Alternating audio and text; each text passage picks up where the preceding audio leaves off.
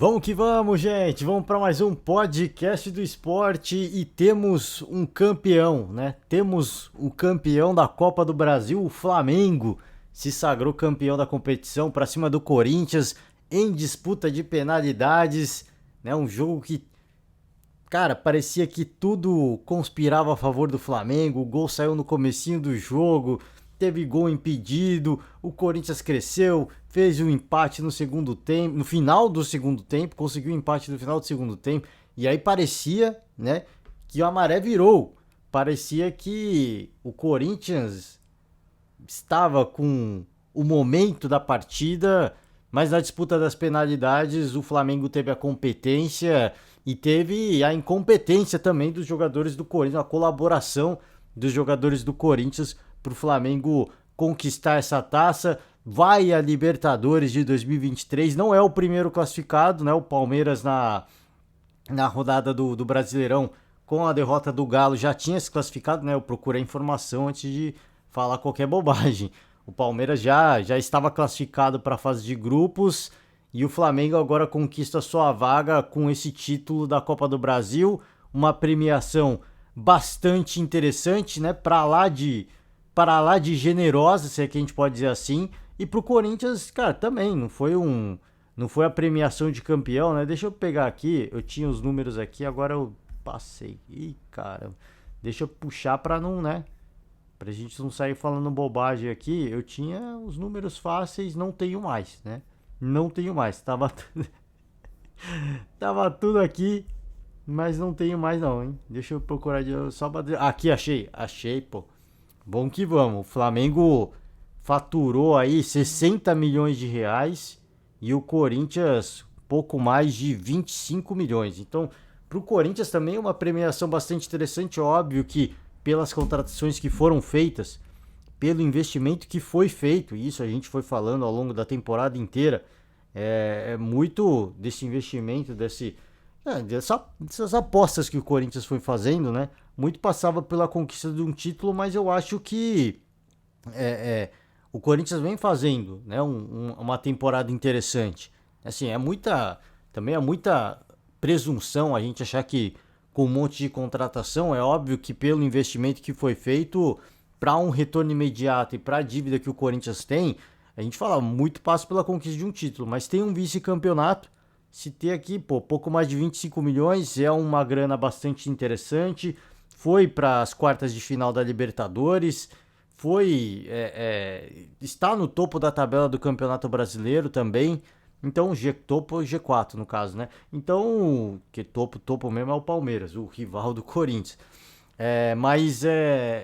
Cara, assim, uma temporada do ponto de vista esportivo, cara, assim, muito início irregular com o Silvinho, né? O cara que ganhou a antipatia da torcida, a torcida, assim, uma manifestação. Muitos disseram que nunca viram uma manifestação contra um treinador como aconteceu com o Silvinho. E aí vem Vitor Pereira, e aí a coisa começa a muito, cara, não sei qual a palavra para definir, meio que uma nhaca, né? Assim, havia muita expectativa, porque a gente falava, pô, Vitor Pereira, né? Cara de muito currículo, né? Várias passagens por grandes clubes internacionais. Havia muita expectativa, o início foi muito ruim.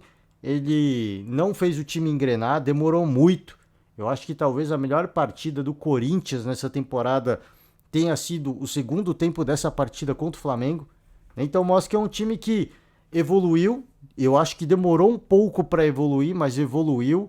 E a gente viu nessa final de Copa do Brasil um time que foi para cima, um time combativo, um time competitivo, um time que põe a bola no chão, né, que sabe agredir o adversário e que melhorou bastante. Melhorou bastante. Então, demorou, mas o trabalho deu resultado, né? O trabalho começa a dar resultado.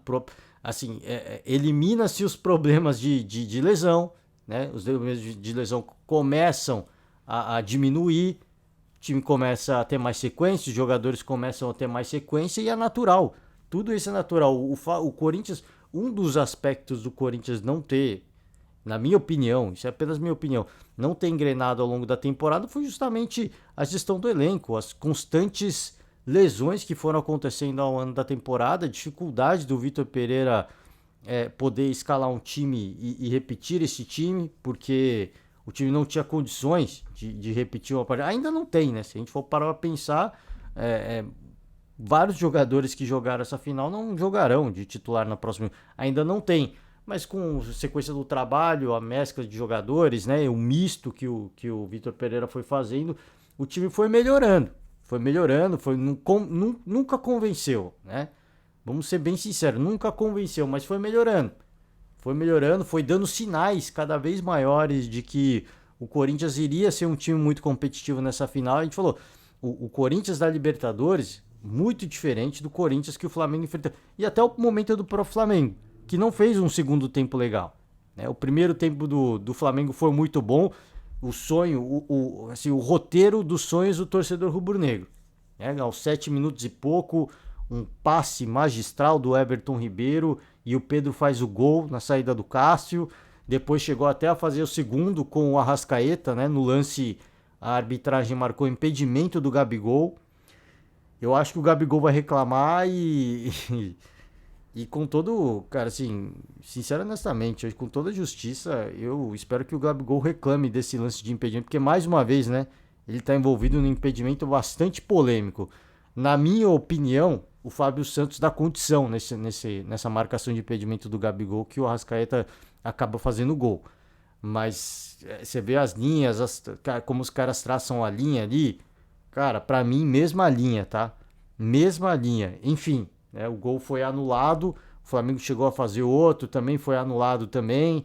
O Corinthians, no segundo tempo, foi crescendo, o Dorival precisou fazer as substituições, o Flamengo foi perdendo volume no meio de campo, o Corinthians foi acreditando, foi crescendo com isso, né? Foi buscando o seu gol, precisava apenas de um gol e o gol do Corinthians saiu num lance, cara, que parecia totalmente despretensioso, né? Totalmente despretensioso. O Fábio Santos dá um calcanhar, ele dá uma calcanhada na bola, né? A bola sobe, ela bate, eu acho que o Adson tenta chutar, a bola desvia no Felipe Luiz e meio que sobra ali pro Juliano chutar e chutou meio caindo também. Então, cara, isso foi um bate-rebate. O Bumba Meu Boi, o Corinthians na Bacia das Almas faz o gol no final do jogo e, cara, parecia que foi os opostos, né? O Flamengo faz o dele no início, o Corinthians faz no final. E aí parecia que o momento virou, porque a torcida do Flamengo no Maracanã se aquietou, cara, assim, foi, assim, é impressionante, assim, é assombroso a quantidade de gente que as câmeras filmavam, né, um silêncio, várias asas da torcida, não tô falando todo mundo, né, várias asas da torcida, de repente um silêncio, né, e aí, eis que vem, eu acho que foi o ato derradeiro, foi o golpe de misericórdia pro Corinthians, porque após o gol do Corinthians e o empate, a torcida do Corinthians liga os sinalizadores.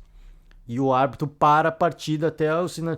Ele para não, ele fica com a partida paralisada, né? Ele não autoriza o reinício do jogo, porque os sinalizadores precisam pagar, né? Aquela fumaceira toda. E esse era o momento do Corinthians ter a bola rapidamente para buscar um segundo gol e aí sim buscar a vitória. Mas graças à torcida do Corinthians que compareceu ao Maracanã e que acendeu os sinalizadores, o jogo foi parado, deu aquele tempo pro time do Flamengo, que é um time, cara, extremamente competitivo e experiente, deu tempo daquele time, se é que esse time pudesse sentir um baque, o que eu acho difícil, mas por tomar um gol no final da partida, você naturalmente sente um baque, né? Dá uma pancada psicológica e se esse time sentiu esse baque psicológico, a torcida do Corinthians permitiu que eles, nesse período de sinalizadores, eles se recuperassem, colocassem a cabeça do lugar, voltassem para o jogo, não aconteceu nada. O Flamengo, falei, tá, perdeu praticamente o meio de campo, né? Difícil, pô, saiu o Thiago Maia, o Vital também não fez, Vidal, né? Não fez um grande jogo. O Arrascaeta também foi substituído, então o Flamengo perdeu muito volume no meio de campo, mas eu falei, esse tempo é tempo para o time colocar a cabeça no lugar e pelo menos defensivamente se armar e se postar de forma a permitir levar o jogo para as penalidades. E foi isso que aconteceu. O jogo chega nas penalidades e aí É o que eu falei, se de repente não há paralisação, o Corinthians até continua amassando, continua se aproveitando dessa pancada mental e talvez conseguisse o gol. E se não conseguisse o gol, chegaria, cara, gigantesco, né? Porque assim, pô, terminamos o jogo amassando os caras na casa dos caras. E aí eu falei, esse tempo, pra mim, eu acho que foi o golpe de misericórdia. Porque foi o tempo do time sentar, respirar, vamos voltar pro jogo da forma como dá e vamos levar isso aqui pras penalidades. E aí no final do jogo, é o Flamengo que entende que as penalidades é a melhor opção. Porque o Corinthians estava em crescente, o Corinthians estava vivendo um bom momento, apesar do gol ter sido totalmente por acaso, né? Mas o famoso Bumba Meu Boi, mas acabou dando certo, né? Mas o momento virou. O momento da partida, o momento da final como um todo virou, de repente.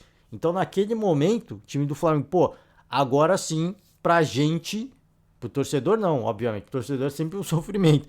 Mas pro time do Flamengo foi, ó, pela crescida que os caras deram, agora o momento é deles, é negócio a gente ir para as penalidades. E aí se inverteu, né? Aí chegaram nas penalidades, óbvio que o Corinthians chega confiante, porque conseguiu empate no final, um empate heróico, mas o Flamengo já estava com as bases no lugar, né? As bases psicológicas no lugar.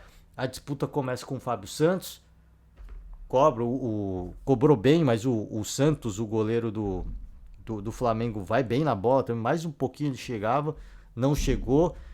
O Felipe Luiz inicia as cobranças pro Flamengo, bateu muito mal, o Cássio saiu muito bem, e o Cássio defende, e aí já bate mais um baque, assim, e aí, de novo, que chama muita atenção a torcida do Flamengo, porque assim, como emudeceu de uma hora para outra, e é nessa hora que, pô, ainda bem que os caras são cascudo, porque se é um time que tá vivendo um jejum de títulos, cara, o que os caras sentem, né? A torcida sentiu, os caras vão apagar também. E ainda bem que o time do Flamengo é um time muito experiente, o time cascudo, o time que gosta de momentos difíceis, né? Jogadores que gostam da pressão e as cobranças foram acontecendo até o Fagner bater a cobrança dele. O Fagner acerta o travessão, chuta muito forte, acerta o travessão e a disputa se iguala. Né? A disputa se iguala até a cobrança do lado do Corinthians, do Matheus Vital, que isolou, né? Se ele tivesse chutado um pouquinho mais baixo, ele fazia, porque o Santos já tinha pulado. O Santos já tinha cobrado, já tinha caído pro lado. E o Vital chutou no meio, só que chutou muito alto. A bola foi por cima do gol. E aí quis o destino, né, que o cara, o Rodinei, eu digo o controverso Rodinei, porque o Rodinei divide corações, né? Quis o destino que o controverso Rodinei fosse lá, cobrou, aliás, falar, cobrou muito bem. Aliás, eu queria destacar a cobrança do Davi Luiz, cara. É impressionante, mano. O Davi Luiz é um. Mano, é brincadeira a cobrança de penalidade dele, mano. Porra, o cara tem gelo no sangue, mano. O cara tem gelo. Ele não toma distância, um tapa seco na bola, no ângulo. E o Cássio pulou no lado certo, tá? O Cássio pulou do lado. Mas, cara, assim, o Davi Luiz é impressionante, cara. E toda vez precisa de um chutão assim, de muito perigo. Já tinha oferecido muito perigo no primeiro jogo. Acertou o travessão no primeiro jogo, inclusive. O cara, mano, impressionante. Impressionante. Valendo o título. Mano, pra quem não viu, procura aí, porque uma cobrança. Essa é aquela que você pega pra mostrar pro seu time, né? Ó como é que se bate um pênalti numa final. É assim, ó. Mostra essa cobrança do Davi Luiz ou a cobrança do Gabigol. O Gabigol também é outro, é um animal, né? Com todo o respeito. Cara, ele espera o Cássio pular e chuta pro outro lado. É uma barbaridade, né? É uma loucura. É uma loucura. E aí o Rodinei com requintes de crueldade, né? Porque o Rodinei, nas últimas partidas entre essas duas equipes, entre o Flamengo e o Corinthians, o Corinthians não havia marcado gol. O Corinthians marcou um gol porque foi um gol contra do Rodinei. Dessa vez marcou, chegou a marcar na final. Gol gol dos jogadores do Corinthians. O Corinthians tinha marcado um gol no Flamengo recente, mas foi um gol contra do Rodinei. E aí, com requintes de crueldade, uma bela cobrança do Rodinei, marca o seu pênalti e o Flamengo fatura e conquista o título. Então, cara, assim, eu acho que o título tá em boas mãos. O título foi para a equipe que apresentou assim, um futebol mais convincente ao longo da competição. Final, talvez o primeiro jogo contra o Galo não tenha sido um grande jogo, mas veio pro jogo da volta e, cara, se classificou com muita tranquilidade, né? Depois não teve, tirando o Galo, talvez até a final não houve qualquer tipo de contestação, não houve adversário páreo para o Flamengo. E aí, após o Galo, o adversário que fez frente ao Flamengo foi o Corinthians. Nesse segundo tempo da final, jogo difícil, jogo para testar o emocional da torcida, dos jogadores, um preparatório aí para a final da Libertadores, mas existem coisas importantes, né, para o Dorival tirar desse jogo, para ele levar para a final da Libertadores. Eu acho que muito dos antes, né, das torcidas adversárias e do próprio torcedor da equipe do Furacão, muitos exemplos de pontos fracos dessa equipe rubro-negra e eu acho que coloca o, o, no caso o Atlético Paranaense e os seus torcedores em um estado de, cara, se a gente achava muito difícil, agora a gente acha difícil, né? Não é tudo isso, né? Não é tudo isso. O Flamengo ele teve uma queda de rendimento, é importante a gente ressaltar isso. O time é muito maduro, o time tem muita qualidade, tem muita competência. É um time que cresce em momentos difíceis, mas o nível de atuação do Flamengo ele caiu bastante, né? Pelo menos se a gente pegar o último mês aí, isso é coisa importante, coisa que o enfim, o Felipão deve usar na sua preleção até a final da Libertadores, mas o título tá lá, né? O título está nas mãos da torcida rubro-negra. Tem que comemorar mesmo, tem que curtir bastante, porque pode conquistar outro título ainda nessa temporada, né? Então, abriu mão do Campeonato Brasileiro, primeira parcela tá paga, né? Veio a conquista da Copa do Brasil. Não foi fácil, não foi fácil. Tem do outro lado teve um adversário que vendeu muito caro e que valorizou demais, né? Mas não foi fácil, né? Mas veio aí a primeira parcela de ter aberto mão do Campeonato Brasileiro foi paga e a segunda parcela é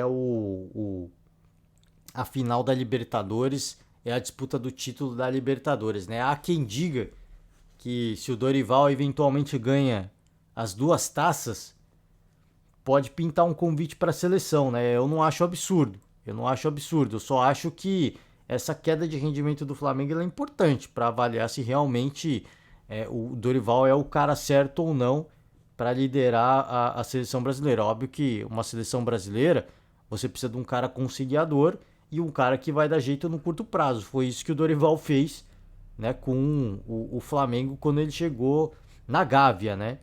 Então, se a gente avaliar esses aspectos, a popularidade do Dorival também aumenta, né? Com a custa de 2 títulos, ainda mais o título mais importante do continente, pode receber um convite para a seleção. Isso é plausível, né? Isso não é absurdo a gente teorizar isso, eu acho possível. Mas aí é coisa para esperar, porque a gente sabe como é que é o futebol brasileiro. Se ele ganha o título da Libertadores, ele se torna o treinador brasileiro, né, mais relevante do momento. Mais relevante do momento. Mas se ele perde, aí ele deixa de entrar no radar, ele passa a ser uma porcaria, né? Passa a não valer absolutamente nada.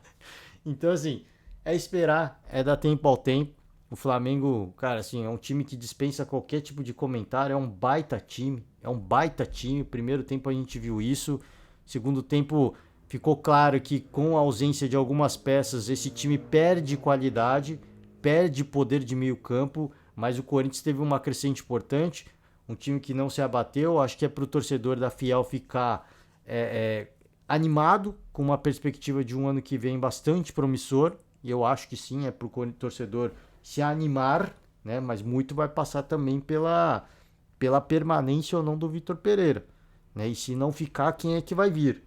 Assim, a gente não sabe dizer se vai ficar ou se não vai, porque apesar do, assim, assim, alguns programas esportivos, os caras falam, né? Pô, se houvesse qualquer, assim, boato de que ele pudesse sair ou de algum treinador cotado, já teria caído na imprensa, né? Porque os caras não seguram a boca. E é verdade, assim, os caras não conseguem segurar a boca, mano. Pô, o conselheiro ali, o cara que ouve ele de bastidor, ele vai fofocar com alguém, não tem jeito. Então, assim, se houvesse essa alguma notícia de que, poxa, o Corinthians não vai continuar com o Vitor Pereira, ele vai sair. Eu acho que num primeiro momento, a ideia do Vitor Pereira é ficar, de fato. Eu acho. Mas é aquela coisa, mano. A Copa do Mundo vai rolar aí e a gente não sabe os convites que podem acontecer após a disputa do torneio, né? Convite para treinar alguma seleção. Então a gente não sabe, cara. A gente não sabe o que pode acontecer. De repente recebe o convite, por mais que o salário não seja semelhante, eu acho que o Vitor Pereira iria, né? Para ficar mais perto da Europa, alguma seleção europeia, de repente, de menor expressão, não as grandes, né? Eu acho que ele iria. Eu acho que ele iria. Mas aí depende muito do que vai acontecer, né? Depende muito do que vai acontecer até o final do ano, até o pós-Copa do Mundo. Mas a princípio, eu acho que assim, se tivesse qualquer coisa de que a confirmação de que o Vitor Pereira não vai ficar, acho que alguém já teria fofocado. Então, num primeiro momento, deve ter esse alinhamento da diretoria com ele. Vou ficar, mas assim, né? Vou ficar até se prove o contrário, né? Se receber convite desse aqui, daquele ali, aí o coração não vai aguentar, né? Então acho que existe essa perspectiva. Pro lado do Flamengo, eu acho que ainda é o momento de curtir. O trabalho para a diretoria, para os dirigentes, é pensar o próximo ano, né? Porque não se fala ainda da permanência do Dorival, né? O Marcos Braz recentemente ele foi perguntado muito sobre o assunto, disse que quer renovar, mas despistou sobre a renovação de fato. Eu acho que a renovação vai passar muito pelo título da Libertadores, né? Se o título acontecer e o Dorival não receber o convite para treinar a seleção brasileira, o Flamengo vai tentar a renovação. Ou se não acontecer, se o título da Libertadores não vier, aí eu acho que o Dorival não fica mesmo. Aí eu acho que não tem condições do treinador permanecer no comando da equipe rubro-negra. Aí quem vai vir, aí não sei, aí assim, tem torcedor que até gosta, viu? Vou falar pra você, tem torcedor que até gosta.